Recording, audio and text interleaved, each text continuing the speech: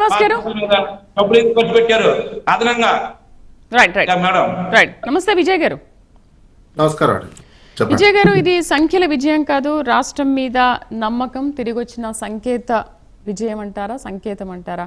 And ఇప్పుడు ఈ 25.3% పెట్టుబడులు అంటే ఆర్థికంగా ఏపీకి ఎంత గేమ్ చేంజర్ అనుకోవచ్చు? చూడండి, వచ్చినటువంటి ఎఫ్డిఐలు ఎన్ని వచ్చినాయి, అదేవిధంగా ఏ కంపెనీలు అంతర్జాతీయ స్థాయిలో ఇక్కడ పెట్టాయి అనేది చెప్తే బాగుండేది. అదేమో సెంట్రల్ గవర్నమెంట్ ఇచ్చినటువంటి అంటున్నారు, కానీ రాష్ట్ర ప్రభుత్వం ఇమీడియట్ గా చేయాలి. ఏదేది గవర్నమెంట్ ఏ కంపెనీ ఇచ్చింది ఏంటి అనేది అది చూసుకోవాల్సినటువంటి అవసరం ఉంటుంది. ప్లస్ ఎవరైనా పెట్టుబడులు ఎందుకు పెడతారు? వ్యాపారం చేసేటోళ్ళు నాకు ఇంత లాభం వస్తేనే పెట్టుబడులు పెడదామని వస్తారు.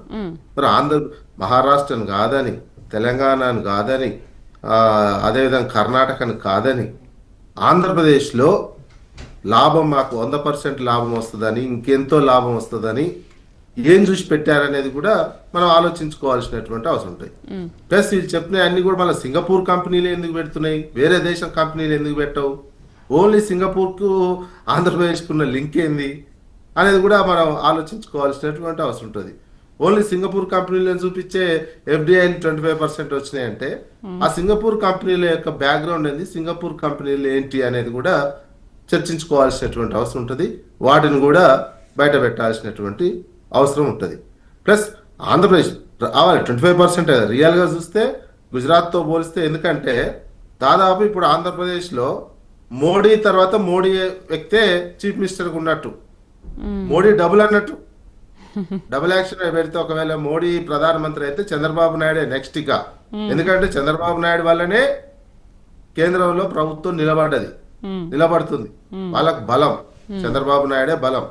అసలు ఎఫ్డిఐ రావాలి 25% కాదు, ఇంకెక్కువ రావాలి లెక్కకు చూసుకుంటే. ఎందుకంటే మోడీ డబుల్ ఉన్నటువంటి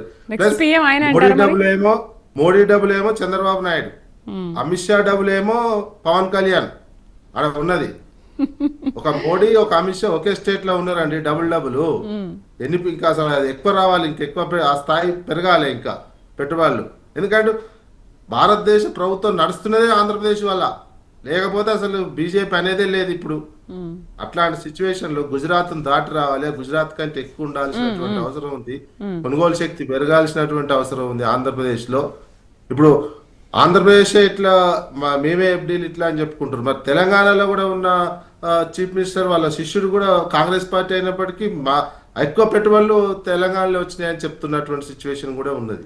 అంటే సార్ ఇప్పుడు విజయ్ గారు, హైదరాబాద్ అంటే ఆల్రెడీ పెట్టుబడులకి స్వర్గధామం. అండ్ హైదరాబాద్ అనేసరికి తెలంగాణ ఒక హబ్ అనేది క్రియేట్ అయిపోయింది. కాబట్టి ఇప్పుడు అందరూ ఏపీకి వెళ్తున్నారు, ఏపీలో పెట్టుబడులు పెడుతున్నారు అనే వాదన కూడా ఒకటి ఉంది.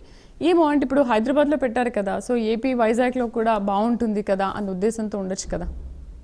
అదే ఇప్పుడు హైదరాబాద్ కాదని పోయి పెడుతున్నారు కదా, హైదరాబాద్ కాదని పెడుతుర్రు, ముంబైని కాదని పెడుతున్నారు, అదేవిధంగా బెంగళూరుని కాదని పెడుతుర్రు, చెన్నైని కాదని పెడుతున్నారు.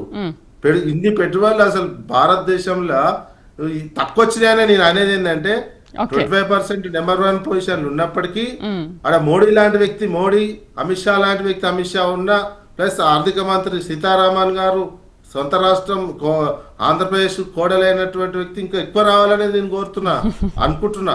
కానీ తక్కువ వచ్చినట్టు నా లెక్క ప్రకారం అక్కడ తక్కువ వచ్చినట్టే లెక్క. ఇంత ముగ్గురు ఉన్న తర్వాత, దేశం నడిపిస్తున్నటువంటి నాయకులు ఈడ ఉన్న తర్వాత అంత తక్కువ ఎట్లా వచ్చినాయి అనేది నా ప్రశ్న. అనుకున్న స్థాయిలో రాలేదు. ఆ కంపెనీల పేర్లు చెప్పొచ్చు కదా, ఫారెన్ కంపెనీలు ఏమేమి ఎఫ్డిఐలు పెట్టిరంటే ఇప్పుడు ఇక్కడ రేవంత్ రెడ్డి గారు 3 ట్రిలియన్ ఎకానమీ చేస్తా తెలంగాణ అని అన్నారు. ఎఫ్డిఐలే కీలకం. ఎఫ్డిఐలు ఎన్ని ఎక్కువ వస్తే $3 ట్రిలియన్ ఎకానమీ జరగడం అనేది చాలా ఫాస్ట్గా జరుగుతుంది.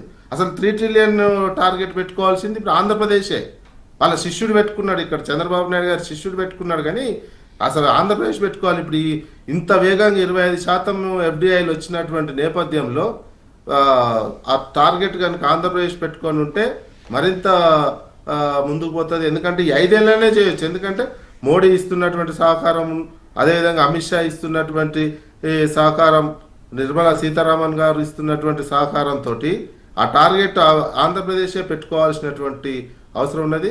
అందుకని పెట్టుబడులు వాస్తవానికి ఏంది ఎఫ్డిఐ రియల్గా ఎన్ని వచ్చినాయి, ఏంది ఒప్పందాలు, ఆ ఫారెన్ కంపెనీల డీటెయిల్స్ ఇంకా ఇస్తే మీడియా రూపంలో ప్రెస్ రిలీజ్ చేసినట్లయితే నిజంగా ఎన్ని వచ్చినాయి అనేది క్లారిటీ వస్తుంది. ఆ తర్వాత డెవలపర్ని వదిలిపెట్టి విశాఖపట్నంలో ఎందుకు పోతున్నారు, ఓకే అది కీలకం కావాలి. మళ్ళీ Hyderabad Amaravati greenfield express highway ఒకటి వేస్తున్నారు. గ్రీన్ఫీల్డ్ ఎక్స్ప్రెస్ హైవే ఒకటి వేస్తుంటే కూడా 12 లేన్లతోటి రేవంత్ రెడ్డి గారు అనౌన్స్ చేసినటువంటిది అయితే 12 లేన్లతోటి హైదరాబాద్ టు అమరావతి 12 లేన్లతోటి ఒక గ్రీన్ఫీల్డ్ ఎక్స్ప్రెస్ హైవే వేస్తుంటే మరి ఇన్వెస్ట్మెంట్స్ అన్ని వైజాగ్ పోతుంటే మరి అమరావతిలో ఎందుకు మరి గ్రీన్ఫీల్డ్ ఎక్స్ప్రెస్ వే మరి ఇన్వెస్ట్మెంట్స్ రావద్దా? అమరావతిలో ఎందుకు పెట్టట్లేరు, పోయి వైజాగ్లో ఎందుకు పెడుతున్నారు? మరి ఈ 5 లక్షల కోట్లు వచ్చినాయి మన వైజాగ్ సమిట్ లో. ఈ అన్నిటి మీద మరింత లోతుగా కొన్ని పూర్తి డీటెయిల్స్ కనుక ఇచ్చినట్లయితే ప్రజలకు అర్థమవుతుంది, ప్రజలు ఇంకా అర్థం చేసుకుంటారు, ఆంధ్రప్రదేశ్ అభివృద్ధి అవుతుందనే ఒక అర్థం చేసుకుంటారు. రైట్. సింగపూర్ మాత్రమే ఎందుకు ఉంది మరి? విజయ్ గారు అన్నట్టు ఈ సంఖ్య ఎందుకు పెరగలేదు?